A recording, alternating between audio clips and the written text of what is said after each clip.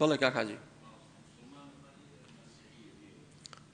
مسلمان دەتوانێت ئافرەتێکی مەسیحی بێنێ باش خوای تەعالا بەڵێ بە پێچەوانەکەی دروست نییە بۆ ئێمە حەڵاڵ نییە کچمان بدەینە غەیرە مسلمان ئیتر گاور بێت جوولەکە بێ مەجووسی بێت نابێ کچیان بدەینێ بەڵام بۆ ئەوان دروستە ئێمە کچیان بخوازین بەڵێ دروستە بەمەرجێ داوێن پاک بێت بەمەرجێ داوێن پاک بێ ئەگەر لەسەر دینەکەی خۆشی بێ بەڵام ئەمە جوازی داوە خوای پەروەردگار و حکمتێکشی تایە حکمتەکە چییە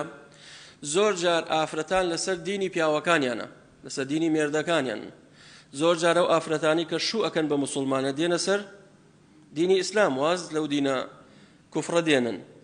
کەواتە حکمتێکی تایە بۆیە خوای تەعالا حەڵاڵی کردو بەڵام لەگەڵ ئەوەشایە باشتر وایە هەر ئەوان نێنیت بەڵکو بچی مسلمانێکی عەفیفە و شەریفەی خۆمان بێنی زۆر باشتر لەوەی بچی گاور و جوولەکەی بێنیت ئەمما وەکو جەواز دروستە وتمان بەمەرجێ داوێن پاک بێت